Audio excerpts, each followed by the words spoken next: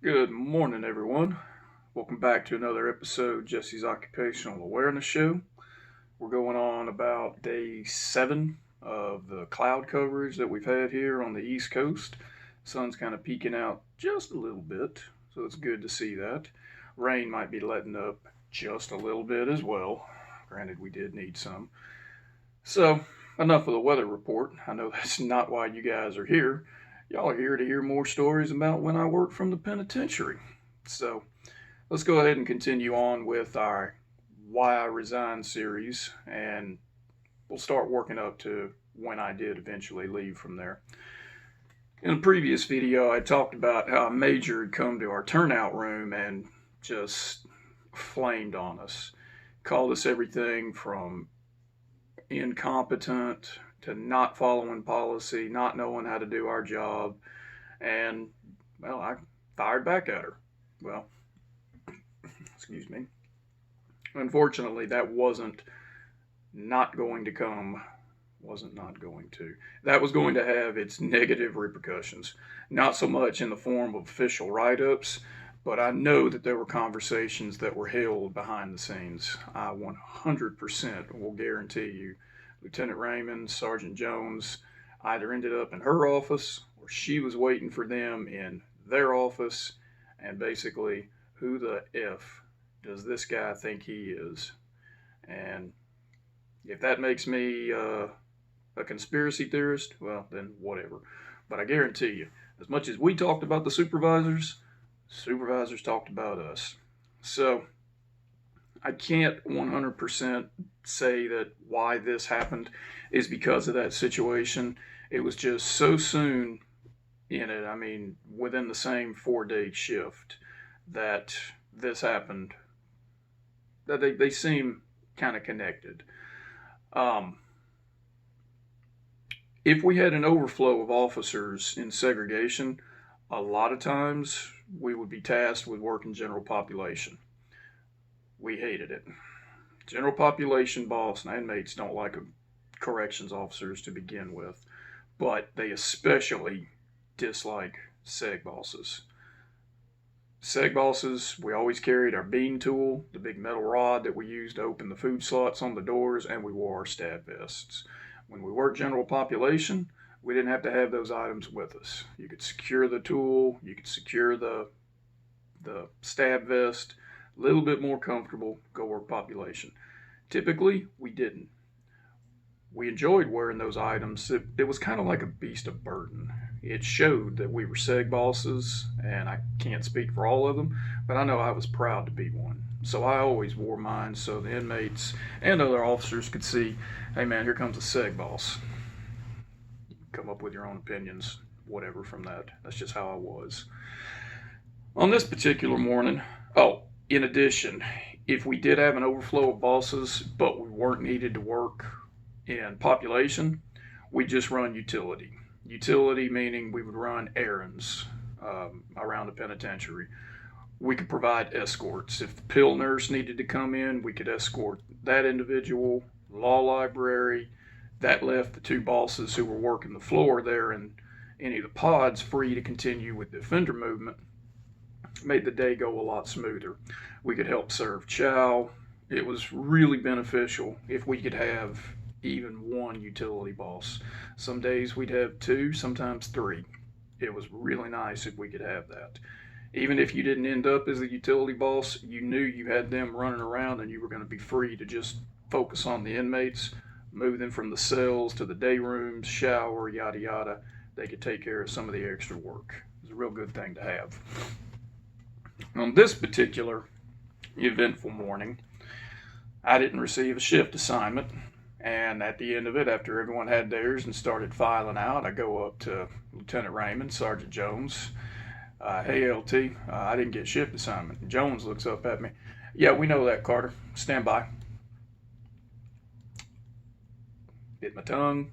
Cool. All right. Didn't say anything. Lieutenant Raymond didn't even bother to look up at me. Jones goes back to doing his paperwork. Carter, we're going to need you to work over in the protected custody dorm there at Gen Pop. You know which one it is?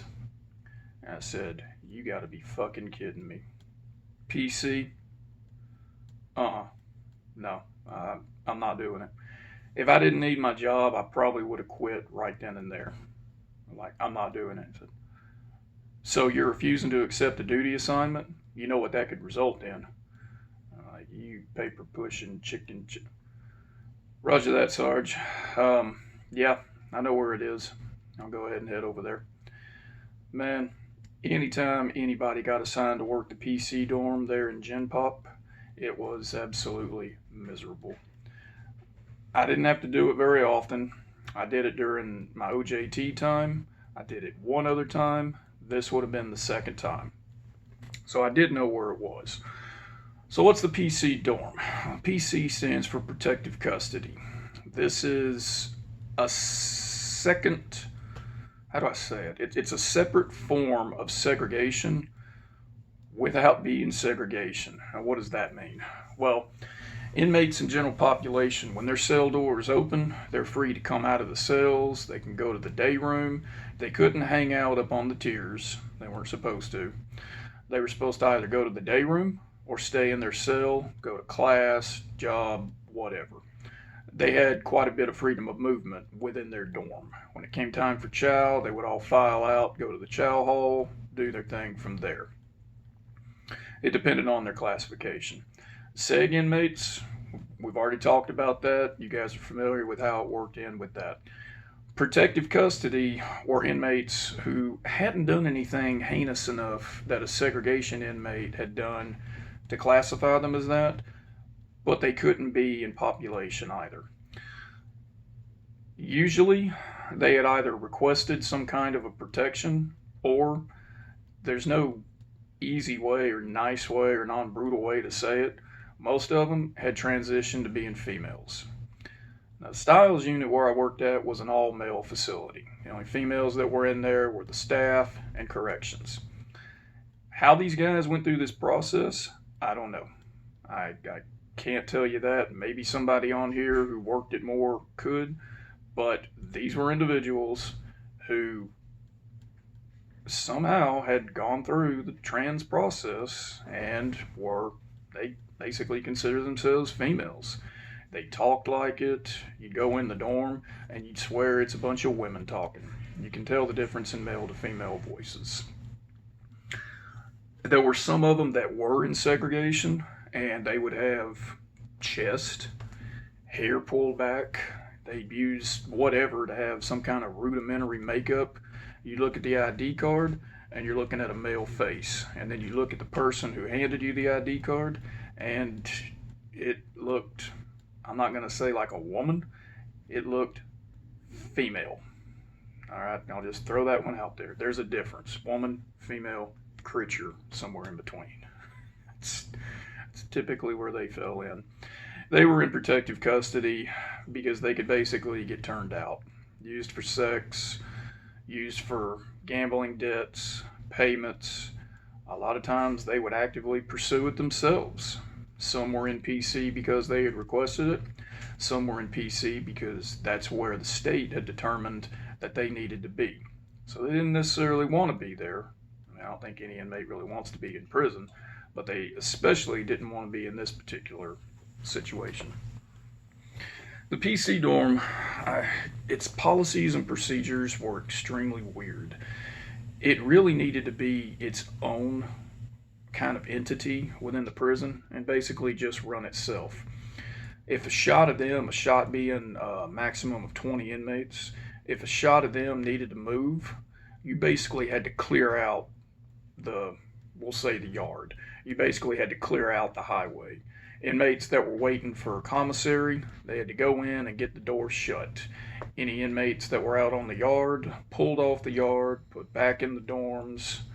Inmates that were on any kind of work detail, the guys that were the SSIs, the ones that would mop the floors, sweep the floors, they wouldn't go back to their dorms.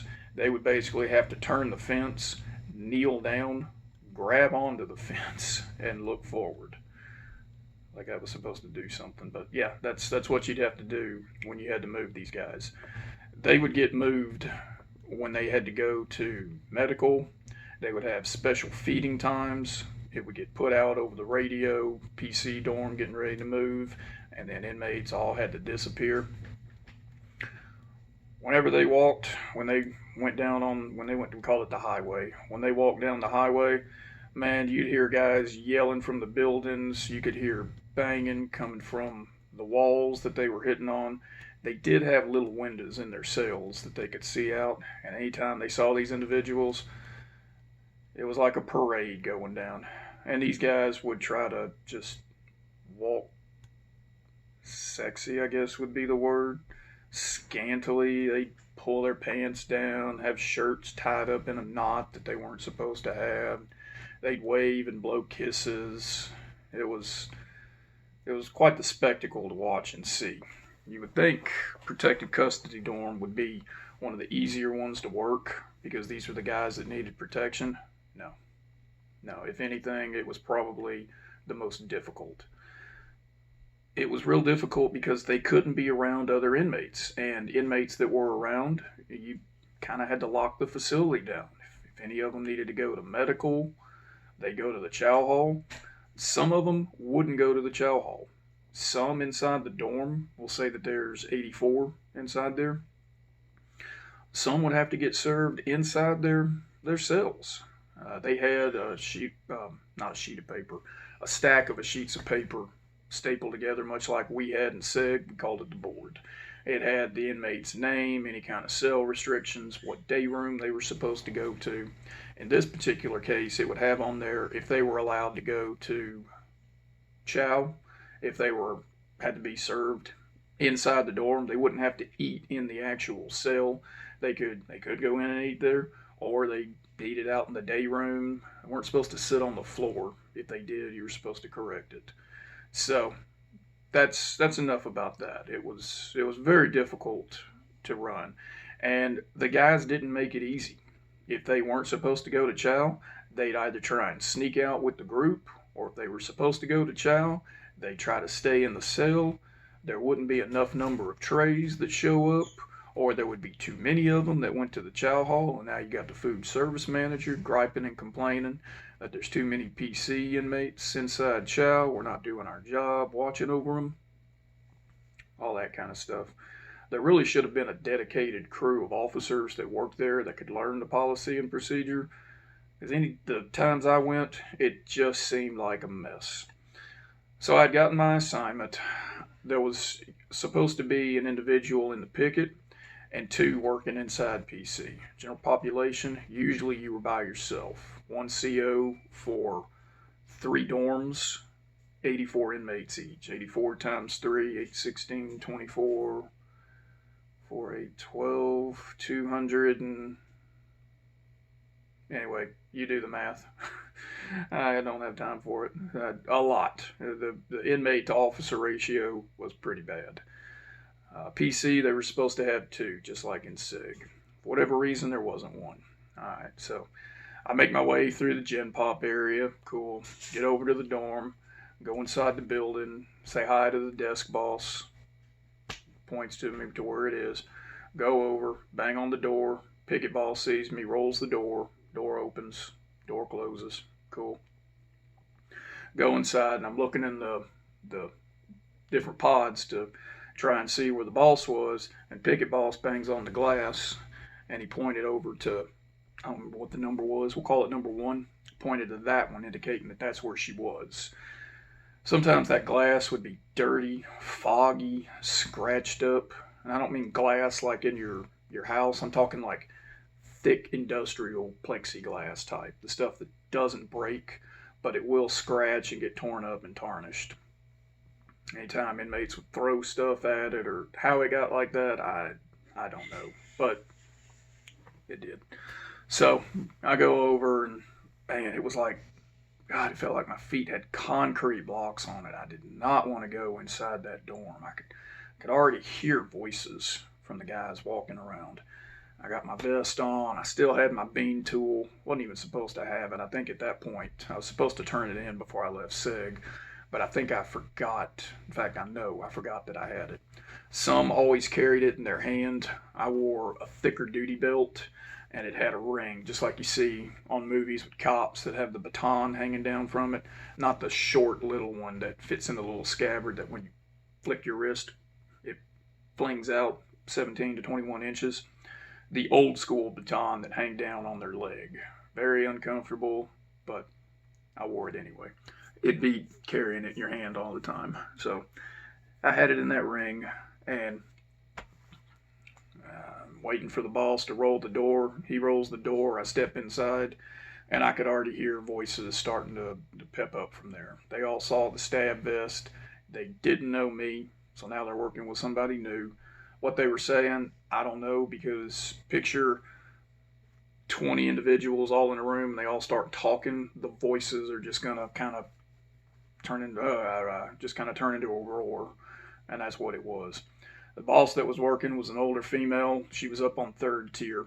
I looked up at her, and she had her arms propped over the railing, and she had her clipboard in her hand, and she had her foot kind of crossed over on the other, like you take your foot and you cross it over your the arch of your foot, and you got your toe on the ground, kind of like that, almost like a "what's taking so long" kind of a gesture. Looked up at her. She's looking down at me. Morning, boss. Officer Carter, how you doing? About time. Man, the facial expression that she had when she said that, the look on her face was like, imagine you step on a piece of warm gum and you pick your foot up and you feel kind of some resistance.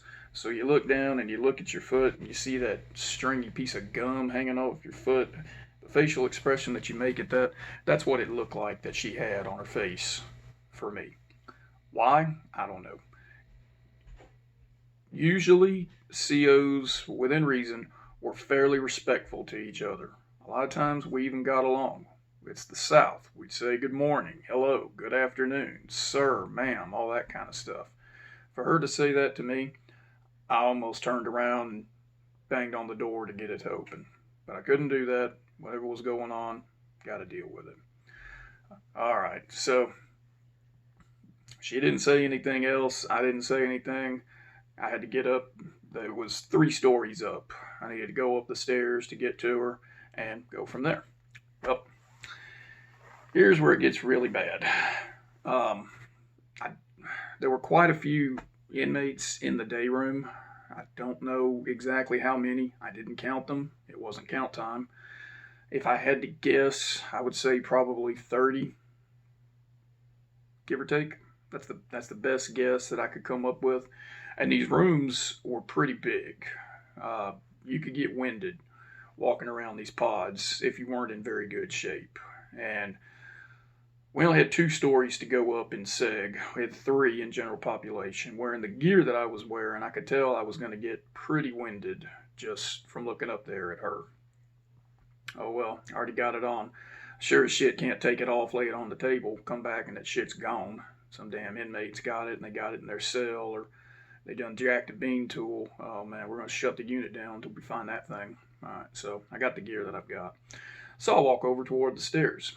And just as I get close to the stairs, one of the PC inmates cuts in front of me and starts walking up the stairs as well. Alright. I get halfway up the flight of stairs, and this bean tool is just beating me in the leg. And that's when I noticed that I still had the thing. So, not thinking, I pulled it out. It was a metal rod with a metal held in a metal ring. It would make kind of a shing kind of a noise, like metal dragging on metal. I pulled it out. Next thing I hear all kinds of screaming, yelling, hollering, beating. I stopped, turned around, and these inmates are shaking their fists at me. And some had already sat down and started writing. I'm standing there with this bean tool in my hand, and I'm looking at them, and I said, oh, shit. It looked, and it took me a second to get in my head, this inmate walking in front of me, I guarantee you when they saw me pull that bean tool out, it looked like I was taking the thing out to hit this guy. And that wasn't my intention in the least bit. I just wanted to carry the thing in my hand so it wasn't going to beat me in the leg anymore while I could go up the stairs. Inmate that was in front of me takes off running up a couple of flights of stairs. All right, I'm standing there halfway going, ah, shit. Okay, so not much I can do. I continue working my way up the stairs and bean tool in my hand. This guy had run over to this CO and said that officer guy found this out later on, told her that the officer that was coming up tried to hit him with my baton. It's not a baton, it's a bean tool. All right. So by the time I get over to the two of them, he gets behind her and is kind of like cowering, like he's scared. She says to me, "Did you try to hit him with that?" "No." He says, "You tried to hit him with it. Everybody else in here," they were all yelling and hollering and pointing at me. I looked at her and I said, "I didn't try to hit the guy. I pulled the tool out. I didn't want the thing beating me in the leg anymore. I've got it here in my hand." She's like, "You just made it impossible for me to get anything done in here now. You may as well just go ahead and get on out of here." I said, "What?" And she walks off, goes down the stairs, and I'm just standing up there on the third tier. Okay, I don't know what the hell I'm supposed to do here. Put the bean tool back. "Yeah, motherfucker, you put that thing. You get the fuck out of here, you piece of shit, son. You trying to kill him." Some of them were acting like they were crying. What the hell is going on in this place here? Guys that were inside their cells that started banging on the doors. "Get out of here. You don't even need to be in here. Get the fuck out of here." So I start walking. All right. By the time I get down all the stairs, this boss had gone over to the picket boss. They were up elevated pretty high up. There was a pipe that ran up to the picket. You could talk in that pipe and your voice would carry up it, and that's how you so ghetto. That's how you could communicate with a picket boss without having to yell your voice out. She had gone in there and told him, radio the supervisor need to get in here, and I needed to get out of here. So, not knowing what to do, I just sat down at one of the tables. I'm like, all right, whatever. At this point, the inmates had all gotten up against the wall, and I'm like, all right, whatever.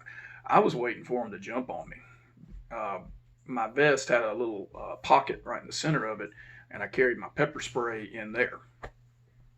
I was sitting there with my hand just kind of thumping on my chest like, man, if a group of these guys gets ready to close, I'm gassing this whole fucking room. All right. I'm sitting there. This lady, the CO, she's not saying anything to me. She's just hanging out with the picket boss. Nothing is going on. One of the general population supervisors comes in. She talks to him, yada, yada. He comes over to me. I stand up. It was a lieutenant. Didn't know what his name was. "Morning, LT. Officer Carter." "Carter, what'd you do?" I said, "LT, man, look, I started going up the stairs. I had my bean tool down here in my holder." Said, why do you even have that in here? That's SEG tool. How did you even get that in here?" Like I had smuggled in some contraband. "LT, when I got my assignment, I was in such a hurry to get here." At this point, I'm kind of lying. "I was in such a hurry to get here, and I knew you guys needed backup. It just slipped my mind. I'm so used to carrying this thing. It's just like it's just part of my belt. I didn't even think about it." And so, okay, when I started going up the stairs, I noticed it hitting me in the leg. So I pulled the thing out. And I guess everybody in here thought I pulled it out like I was going to hit the guy. The guy was already freaking 5-6 stairs in front of me. It's not like I was breathing down his neck, ready to club the individual when I did my hand like this. Other inmates that were up on the tier started, "That's what he did. That's the exact movement." All right, cool. It's not like I was trying to club the guy. I just had the thing in my hand. He said, "Well, whatever it is you were intending to do, this is what everybody thinks is going to go on. I'm going to need a statement from you at some point today, and I can't have you in here." Well, roger that, LT. Go back to SEG. "I'm not telling you where to go, but I can't have you in here." "Yeah, get him out of there." Inmates are yelling at me. Okay, well, roger that. At this point, I'm mad. My face is red. My eyes are kind of watery just because I'm angry at this point. I'm like, everybody's thinking I tried to hit this dude, and I just put the bean tool in my hand. At this point, I had no other say so. Every inmate in there is saying that I tried to hit this guy. I didn't. And there we go. A bunch of them wrote eye snitches on me, all telling their side of the story. I went to, where did I go? I went to the desk boss. Desk boss didn't know what was going on, buzzed me out the door. Went over to the main building where the captain's office was. Told the count captain I need to fill out a statement for an incident that didn't happen. She kind of looked at me, an incident that didn't happen. I said, Captain, I just need to fill out a statement. So he gives me the paper. I go over in the little room, wrote down the time, the best time that I had, wrote down the situation that had happened, how it occurred in mine, signed it. By this point, this lieutenant had already come to this area. I gave the statement to this lieutenant. He's like, well, I guess you can go back to where you work. But, Roger that, LT. Made my way back through the facility, went back to SEG, got back in, found Lieutenant Raymond. So, yeah, they didn't need you, Carter? No, LT, they didn't need me. All right, well, go ahead and start running utility. Go see who needs help with what. Went on about my business. Well, paperwork all made its way up to the assistant warden. They reviewed the case. Thank God in PC there were cameras. There were cameras pretty much everywhere around the facility, but thank God that these were actually cleaned and maintained. I never saw the footage, but apparently the footage had been reviewed, and you could see how far away the inmate was from me, and all I did was pull the bean tool out in my hand and continue walking up the stairs. And then you can see inmates start riling up. I don't think the cameras had audio, but clearly what had written in the statements that I had done was not on the camera footage. And that's one of those situations the camera can either make or break you. And in this case, it did save me, but I could never go back and work in that PC area again. The inmates were going to riot anytime that they saw me. And in fact, if I happened to be out on the highway and any of them were walking around, they'd start yelling, screaming, and hollering, "Oh, there's that guy. He's the one that tried to kill us." Just start yelling and hollering. So I was cleared of anything, of course, officially going on from it, but it did hurt my reputation a lot. So that's a prime example of you can basically be in the right, but still be in the wrong. There were a lot of things I could have done differently. All I did was pull the thing out in my hand. I mean, in SEG, we walked around with it all day, pulling it in and out of the scabbard. Nobody cared. They were used to it. In this situation, they were all using it to try to get over on a CO, and it made it real tough for me to keep going back to that place. So I'll go ahead and finish off from there. I hope you guys enjoyed this content. I look forward to seeing every one of you in the next video. Take care. Stay safe. I appreciate every single one of you.